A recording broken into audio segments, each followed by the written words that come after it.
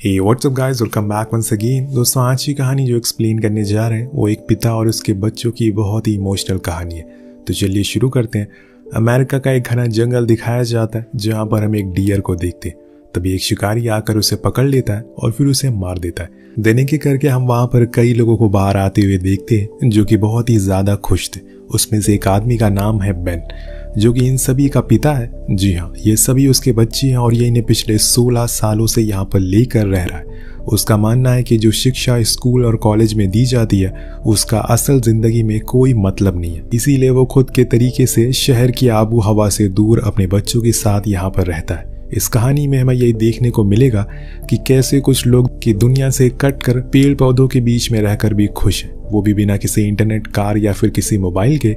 ऐसे ही कुछ कई 100 सालों पहले लोग रहा करते थे, लेकिन फिर धीरे धीरे आबादी बढ़ने लगी और अब इन पेड़ों की जगह पर रोड्स और हाईवे बनने लगे। वही हम कहानी पर आते हैं। वो सारे लोग उस हिरन को लेकर अपने घर की ओर निकल जाते हैं। जी हाँ, इन्होंने यहाँ पर अपना रहने का पूरा इंतजाम कर रखा है। बेन सभी से कहता है कि जो कुछ भी जिसका काम बचा हुआ है वो उन्हें फटाफट से पूरा कर ले, क्योंकि उसके बाद उन्हें योगा और ट्रेनिंग भी करनी है। वो सभी अपने कामों में लग जाते हैं, जैसे किसी को पानी लाना है, किसी को आग जलानी है और किसी को खाना बनाना है। सभी को सब कुछ खत्म करके ट्रेनिंग के लिए चले जाते हैं, जहाँ बेन उन्हें लड़ना सिखाता है कि कैसे वो खुद को सेफ रख सकते हैं इस जंगल में। उसके बाद वो सभी एक जगह बैठकर योगा भी करते हैं। दोस्तों, ये कहानी जैसे जैसे आगे बढ़ेगी आपको कुछ न कुछ सीखते हुए जरूर ले जाएगी, आपको कुछ न कुछ सिखाते हुए जरूर जाएगी। अब रात होने पर पूरा परिवार आराम से बॉन फायर के पास बैठा रहता है। सभी के हाथों में मोटी मोटी किताबें थी जो हर टॉपिक पर थी और उनका ये हर दिन का रूटीन है उसे पूरा पढ़ लेना। और उसके बाद जॉन उनसे उन्हीं बुक के बारे में सवाल पूछता है और वो एक एक करके सभी सवालों के जवाब भी दे देते, क्योंकि वो पढ़ाई में बहुत ही ज्यादा तेज थे, कोई डिस्ट्रैक्शन नहीं थी। जिसके बाद वो खुद को एंटरटेन करने के लिए डांस भी करते हैं और फिर सोने के लिए चले जाते हैं। तो कुछ इस तरह से उनका हर दिन गुजरता है। पर नेक्स्ट डे बेन को शहर जाना पड़ता है कुछ सामानों को लेने के लिए, और इसके लिए वो अपने बड़े बेटे जॉन को साथ ले जाता है। पर उसकी बेटी पूछती है कि आखिर मॉम कब आएंगी, उन्हें इतना टाइम हो गया है, आखिर वो कहाँ पर है। दरअसल दोस्तों, बेन की वाइफ भी यहाँ रहा करती थी, लेकिन उसकी तबीयत खराब हो जाने के कारण उसे एडमिट करना पड़ा। अब दोनों निकल जाते हैं और पहुंचते हैं एक पोस्ट ऑफिस पर, जहाँ के लॉकर में जॉन के लिए बड़े बड़े कॉलेज से अपॉइंटमेंट लेटर आए। वो उसे सिटी बुला रहे थे पढ़ने के लिए, लेकिन वो अपने डैड की वजह से मजबूर है। उसके चेहरे से हम जान पाते हैं कि वो वहाँ जाना चाहता है। वो उसे रख देता है और अपने डैड के पास वापस आ जाता है, जो कि अपनी बहन से बात कर रहे थे। उन्हीं के पास उसकी वाइफ क्लारा है, जो बताती है कि क्लारा ने खुद की नस काट ली है और 2 दिन पहले हमें तुमने कॉल करने की कोशिश भी करी, लेकिन तुमने कोई जवाब नहीं दिया। अब तुम्हारी बीवी इस दुनिया में नहीं रही। और ये सुनकर बेन पूरी तरह से टूट जाता है। वो सीधा अपने घर आता है, जहाँ पहले तो वो सभी बच्चों की मासूम शक्लों को देखता है और सोचता है कि आखिर कैसे वो इनके सामने इनकी माँ की मौत की खबर सुनाएगा। लेकिन वो फिर भी हिम्मत करता है और बता देता है कि अब उनकी माँ नहीं रही। सभी ये सुनकर बहुत ही ज्यादा रोने लगते हैं। अभी वो बहुत ही ज्यादा छोटे हैं। किसी भी छोटे बच्चे के लिए उसकी माँ का गुजर जाना उसकी आधी दुनिया खत्म हो जाने के बराबर था। लेकिन बेन उन्हें बताता है कि हमें अपनी जिंदगी वैसे ही जीनी है जैसे हम जीते हुए आ रहे हैं, और जैसी तुम्हारी मॉम का सपना था। उसमें से उसका एक बेटा पूछता है कि मॉम का फ्यूनरल कब है, लेकिन ये बेन को पता ही नहीं था। इसीलिए वो दोबारा से वहां जाता है और कॉल करके अपने फादर इन लॉ से बात करता है। पर वो बेन को बहुत सुनाते हैं, क्योंकि उसकी वजह से उनकी बेटी की जान चलेगी। अगर वो जंगल में रहने की जिद नहीं करता तो आज वो जिंदा होती। लेकिन बेन का कहना था कि यह फैसला उसका अकेले का नहीं था, क्लारा ने भी हामी भरी थी। और तभी उसकी मदर इन लॉ फोन ले लेती है और बताती है कि उसका क्रियाक्रम 5 दिन बाद मैक्सिको में है, पर उसके फादर इन लॉ नहीं चाहते कि वो यहाँ पर आए। अगर वो आया तो उसे जेल में बंद करवा देंगे। इसलिए बेन उनकी बात को मान लेता है और अपने बच्चों के लिए अपनी बीवी को आखिरी बार देखने से भी मना कर देता है। वहीं घर पर उसकी सभी राह देख रहे थे। सभी को यकीन था कि वो अपनी माँ को आखिरी बार देखने जरूर जाएंगे, लेकिन बेन मना कर देता है और कहता है कि हम नहीं जाने वाले, क्योंकि अगर मैं वहां पर गया तो वो लोग मुझे जेल में डाल देंगे और तुम्हारी माँ का सपना अधूरा रह जाएगा। अब अगले दिन जब वो ट्रेनिंग के लिए उठता है तो देखता है कि बाहर उसके बच्चे बैग पैक किए हुए बैठे हैं। उन सभी ने जिद बांध रखी है कि उन्हें अपनी माँ को आखिरी बार देखना, लेकिन बेन फिर भी मना कर देता है और उन सभी को क्लाइंबिंग की ट्रेनिंग देने के लिए एक खड़े पहाड़ पर ले जाकर आता है। पर यह बहुत ही ज़्यादा खतरनाक था। पर उससे भी ज़्यादा बुरी बात थी कि किसी भी बच्चे का मन नहीं लग रहा था। उन्हें अपनी माँ की याद आ रही थी। इसी चक्कर में शॉन, जो कि बहुत ही ज़्यादा ज़िद्दी है, वो स्लिप हो जाता है। पर शुक्र है कि उसने रस्सी को बांध रखा था और इसी चक्कर में उसके हाथों में चोट भी लग जाती है। लेकिन बेन फिर भी उसे ट्रेनिंग पूरी करवाता है और फिर ख़त्म होने के बाद उन्हें घर चलने को कहता है। लेकिन कोई भी बच्चा उसकी बातों का जवाब नहीं दे रहा था क्योंकि सभी का मुंह उतरा हुआ था। तो बेन उन्हें बाहर की दुनिया का एक सच बताता है, कैसे वहाँ के लोग हमसे बहुत अलग हैं। उन्हें सिर्फ पैसे और ताकत से मतलब है, फिर चाहे उसके लिए वो दो भाइयों की लड़ाई ही क्यों ना करवा दे। वहाँ पर सिर्फ अमीरों का राज चलता है, जिन्हें लगता है कि गरीब सिर्फ एक नाली का कीड़ा है और उन्हें जीने का कोई हक नहीं है। लेकिन तुम लोग उदास मत हो, हम ज़रूर जाएंगे। अब उसकी ये शब्द सुनकर सभी खुशी के मारे पागल हो जाते हैं और बस से निकल जाते हैं। मैक्सिको के बीच रास्ते में वो सभी एक दूसरे से बातें करते हैं, अपनी माँ की उन यादों को याद करते हैं।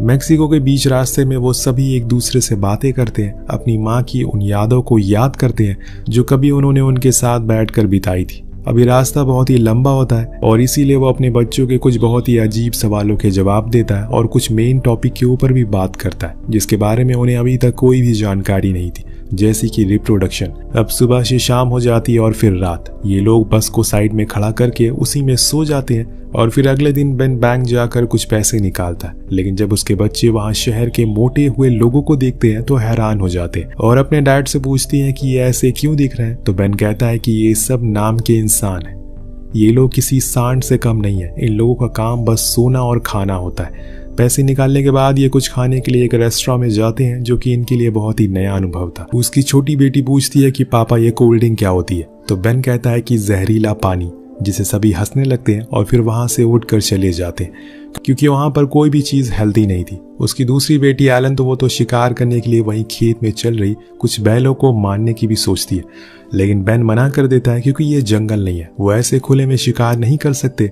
अब इन्हें कुछ ना कुछ तो खाना ही होता है। इसीलिए बेन पास के एक ग्रोसरी स्टोर में जाता है और वहां पर रखे कुछ हेल्थी चीजों को लेने लगता है। लेकिन इतने में उसके हाथ कांपना शुरू कर देते हैं और वो वहीं गिर जाता है। उसे हार्ट अटैक आ गया था। सभी फौरन वहां आते हैं और इतने में उसके बच्चे वहां पर रखी सभी चीजों को चुराना शुरू कर देते, जैसे कि चिकन की सब्जियां वगैरह वगैरह। फिर कुछ ही देर बाद बेन को भी होश आ जाता है और वो चुपचाप वहां से बाहर आ जाता है। उसने ऐसा इसलिए किया क्योंकि उसके बच्चों ने पिछले 3 दिनों से एक्सरसाइज नहीं की थी। और फिर वो उस बस को ले जाकर शहर के जंगल में रोक देता है, जहां पर वो सभी को केक खाने को देता है, जिसे कि वो किसी स्पून से नहीं बल्कि अपने हाथों से उठाकर खाते हैं। ये चीज दिखाती है कि बेन ने उन्हें शहर की कोई भी आदतें नहीं सिखाई, वो उन्हें पूरी तरह से जंगल के अंदर कैसे रहते हैं यही बताया हुआ है और इसीलिए उन्हें कुछ मालूम ही नहीं होता। अब केक खत्म हो जाने के बाद वो सभी को कुछ गिफ्ट देते हैं और एलन को एक आर्चरी गिफ्ट में मिलती है क्योंकि उसे शिकार करना बहुत ही ज्यादा पसंद है। और फिर वहां से वो बेन की बहन एनी के पास जाते हैं, जो उसका इंतजार कर रही होती है। उनके पहुंचते ही वो उनका अच्छे से वेलकम करती है और फिर वो सभी साथ में बैठकर खाना भी खाते, जहां पर बेन अपने बच्चों को वाइन देने लगता है, जिसे देखकर एनी उसे ऐसा करने से मना करती है।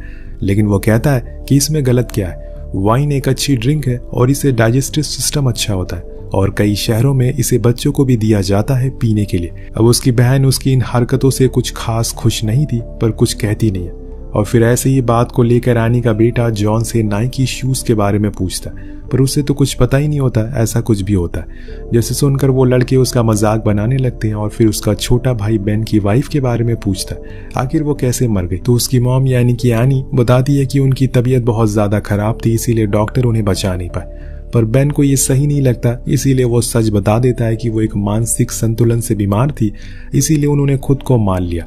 अब चीजें हद से ज्यादा पार हो गई थी, इसीलिए एनी वहां से उठकर चली जाती है और फिर उसका पूरा परिवार देर रात जब सब सो जाते हैं तो बेन एनी से कहता है कि मैं हमेशा सच बोलता हूँ अपने बच्चों से, चाहे वो बात कितनी ही गंभीर क्यों ना हो। वो उनकी माँ है और उन्हें भी जानने का हक है कि उसकी मौत कैसे हुई।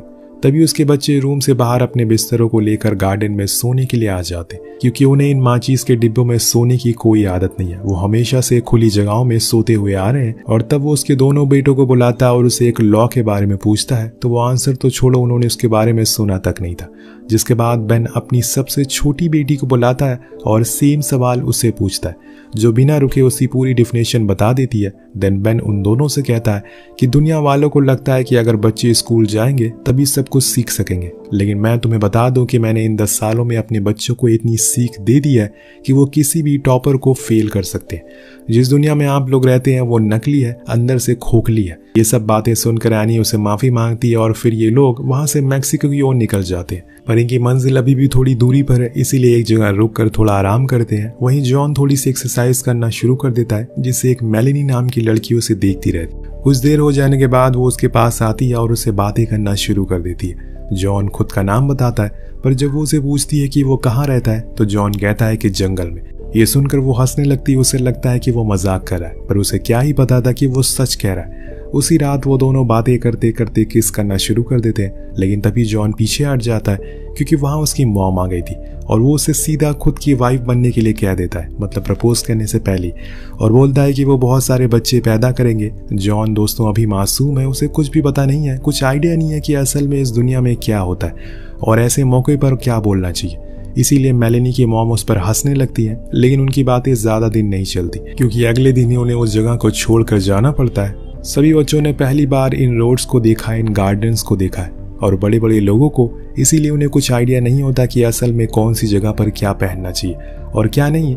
वो चर्च के अंदर जाते हैं जहाँ पर क्लार्क का फ्यूनरल हो रहा था। वहाँ ये पूरा परिवार किसी डिस्को क्लब वाले कपड़े पहनकर कबीर सिंह वाली एंट्री मारते हैं, जिसके बाद बेन सबसे पहले माइक पर बोलता है कि उसकी बीवी ने क्रिश्चियन धर्म को छोड़कर बौद्ध धर्म अपना लिया है, इसीलिए उसे दफनाया नहीं बल्कि उसका क्रियाक्रम होगा। ये बातें सुनकर उसके फादर इन लॉ गुस्से में आ जाते हैं और वहाँ के गार्ड्स उसे बाहर फेंक देते हैं, साथ में उसके बच्चों को भी। लेकिन जब प्रेयर खत्म हो जाती है तो उसके फादर इन लॉ आकर उससे कहते हैं कि तुम मेरी बेटी के अंतिम संस्कार में नहीं आओगे, लेकिन हाँ उसके बच्चे आ सकते हैं। अब ये बात बेन को बुरी लग जाती है, इसीलिए वो जबरदस्ती वहां से जाने लगता है, पर उसके बच्चे रोना शुरू कर देते हैं और कहते हैं कि डैड, हमने पहले ही अपनी माँ को खो दिया है, अब आपको नहीं खोना चाहते, चलिए घर चलते हैं। बेन अपने बच्चों की बात मान जाता है और यू टर्न ले लेता है। अब देर रात हम जॉन को अपने छोटे भाई से बात करते हुए देखते हैं, जो अपने पिता से सख्त नफरत करता है शुरू से ही, क्योंकि उसका मानना था कि उसके डैड की वजह से उसकी मॉम की मौत हुई है। उसने उन्हें बात करते हुए सुना था कि वो शहर जाना चाहती है, लेकिन डैड उन्हें जाने नहीं दिया करते थे। अब आप लोगों को लगता होगा कि वो एकदम सही है, पर अब जॉन को गुस्सा आ जाता है और वो उन सारे लेटर्स को ले जाकर अपने डैड के सामने रख देता है और कहता है कि देखिए, मॉम चाहती थी कि मैं किसी बड़े कॉलेज में पढ़ाई करूं और एक बड़ा इंसान बनूं। उन्होंने ही मेरा एंट्रेंस एग्जाम दिलवाया था, लेकिन आप कभी नहीं माने। तो बेन अपने बेटे से धीमी आवाज में कहता है कि मैंने तुम्हें 7 भाषाएं सिखाई है, क्वांटम फिजिक्स सिखाई है, तुम्हें टोकवांडू सिखाया है, क्लाइंबिंग सिखाई है। इन सब के आगे कॉलेज की क्या औकात है कि कॉलेज हमारी जिंदगी का एक हिस्सा है। अगर तुम्हें कुछ बनना है तो कुछ हासिल करना है तो ठोकरें खाओ, यहाँ से वहां भागो, काम ढूंढो। उन ऐसी क्लासेस में बैठकर सिर्फ पेन चलाने से, पन्ने भरने से वो सपने कभी पूरे नहीं होंगे जो तुमने देखे हैं। तभी इन्हें पता चलता है कि शॉन वहां से भागकर अपने दादाजी के घर चला गया है और इसीलिए सभी वहां जाते हैं उसे लेने के लिए। लेकिन शॉन तो आने का नाम ही नहीं ले रहा था, यहाँ तक कि उसने अपने दादाजी से सब बता दिया था कि उसके डैड उसे खतरनाक पहाड़ों पर चढ़ाते हैं, रोज बहुत तकलीफ देते हैं, उसे वो स्कूल भी जाने नहीं देते। उसके दादाजी ने अब पुलिस बुला ली थी, इसीलिए बेन को वहां से जाना पड़ता है। लेकिन वो देर रात एक प्लान बनाता है और अपनी बड़ी बेटी को घर में घुसकर शॉन को लेकर आने को कहता है, जो कि वो बहुत ही आसानी से कर लेती है। पर अंधेरा होने की वजह से उसका पैर स्लिप हो जाता है और वो सीधा नीचे आकर गिरती है। उसे फौरन हॉस्पिटल ले जाया जाता है, जहां पर बेन को पता चलता है कि उसे हल्की सी चोट आई है गर्दन के नीचे। लेकिन दोस्तों, अब वो कभी अपने पैरों पर खड़ी नहीं हो पाएगी। ये बात बेन को इतनी ज्यादा चुभ जाती है कि जब उसकी बेटी थोड़ी ठीक हो जाती है, वो अपने सभी बच्चों को उसके दादाजी के घर छोड़ देता है और उनसे कहता है कि शायद एक दिन मेरी जिद की वजह से तुम लोग मेरी बीवी की तरह मुझसे अलग हो जाओ। मैं तुम पर बहुत ही ज्यादा जुल्म करता हूँ, इसीलिए आज से तुम लोग अपने दादाजी के पास रहोगे। अब उसके बच्चे उसे बहुत बोलते हैं कि हमें ये दुनिया पसंद नहीं है, यहाँ के लोग हमें समझ नहीं पाते। पर बेन ने ठान लिया था, इसीलिए वो उनके दादाजी से जाते जाते कह देता है कि उसके बड़े बेटे को बाहर जाकर पढ़ाई करनी है, ये उसकी माँ का सपना था और इसीलिए आप उसके सपने को जरूर पूरा करना प्लीज। ये बोलकर वो बस लेकर निकल जाता है। हम देख पाते हैं कि वो पूरे रास्ते बस रोता ही रहता है। एक बाप के लिए अपने बच्चों को ऐसे छोड़कर जाना आसान बात तो नहीं है, खासकर बेन के लिए। उसने अपनी पूरी जिंदगी अपने उन बच्चों को दे दी, जिसकी वजह से उसका कोई दोस्त नहीं है, ना कोई परिवार है, वो एकदम अकेला पड़ गया है। लेकिन अब वो क्या कर सकता है, इसीलिए वो वही जंगल की ओर निकल जाता है। अपनी दाढ़ी भी वो काट लेता है दूसरी रात वो ऐसी आग के पास बैठकर रोना शुरू कर देता है। उसे अपने बच्चों की बहुत याद आ रही थी। वो खुद को बहुत रोकता है, लेकिन तभी वहां पर शॉन की आवाज आती है, डैड। आपने अपनी दाढ़ी काट ली। जिसके बाद वो एक एक करके सभी बच्चे बाहर आ जाते हैं। दरअसल दोस्तों, वो बस में छुप कर यहाँ तक पहुंच आए थे। अब शॉन अपने पिता से गले लग कर कहता है कि मैंने आपको हमेशा गलत समझा और उसके लिए मैं आपसे माफी मांगता हूँ, लेकिन अब हम जिस काम को करने के लिए आए हैं वो उसे पूरा करके ही लौटेंगे। जिसके लिए वो ग्रेवयार्ड जाते हैं और वहां से क्लारा की कॉफिन को खोद कर निकाल लेते हैं और उन्हें लेकर अपनी मंजिल की ओर निकल जाते हैं। अब बस में हम देखते हैं कि सभी बच्चे अपनी माँ को देखते रहते हैं। वो पूरे सफर में बस रोते रहते हैं। उनकी छोटी बेटी अपनी माँ के चेहरे को छू कर रोती है और उसे एहसास होता है कि उसने क्या खो दिया। एक माँ को जाने का दुख वही समझ सकता है जिसके पास माँ ना हो। अब जो कि उन्होंने बौद्ध धर्म को अपना लिया था, इसीलिए उनका क्रियाक्रम किया जाता है जैसी कि वो चाहती थी। वहां पर कोई भी दुखी नहीं था, सभी गाना गा रहे थे क्योंकि क्लारा हमेशा से चाहती थी कि उसका फ्यूनरल ऐसे ही हो और सभी बच्चे उसे आखिरी अलविदा कह देते हैं। इसके बाद जॉन पूरी तरह से बदल जाता है। उसकी सोच बदल जाती है और अब वो अपने बड़े बेटे जॉन को बाहर भेजने के लिए भी मान जाता है। जाते हुए वो उससे कहता है कि तुम्हें हमेशा हर लड़की की इज्जत करनी है, चाहे वो कैसी भी हो। हमेशा कठिन रास्ता चुनना, क्योंकि आसान चुनने वाले ज्यादा दूर तक नहीं जा पाते। और हाँ, कभी खुद को मानने की कोशिश मत करना। उसे वो लोग छोड़कर अपने घर के लिए निकल जाते जो अब किसी जंगल में नहीं बल्कि एक गाँव में था। वहां पर बेन ऑर्गेनिक सब्जियां उगाया करता था, जिसे बेचकर वो अपने बच्चों की स्कूल फीस भरता था। जी हाँ, उसने अपने बच्चों को स्कूल में दाखिला भी करवा दिया है और अब उसे कोई भी ऐसे काम नहीं करवाता जिससे उन्हें तकलीफ हो। इस पूरी कहानी के हर मोड़ पर आपको ये बताने की कोशिश की गई है कि इंसानों ने सोने की खोज के चक्कर में हीरे को बर्बाद कर दिया। यानी कि उसने अपने बड़े बड़े घर तो बना लिए, लेकिन उन जंगलों को बर्बाद कर दिया जहां से सुकून आपको किसी 7 स्टार होटल में भी नहीं मिलेगा। और यही आजकल हसदेव जंगल में भी हो रहा है। वहां पर भी पेड़ काटे जा रहे हैं माइनिंग के लिए। आपको कहानी कैसे लगी नीचे कमेंट करके जरूर बताएगा। मिलते हैं अगले वीडियो में। Peace out.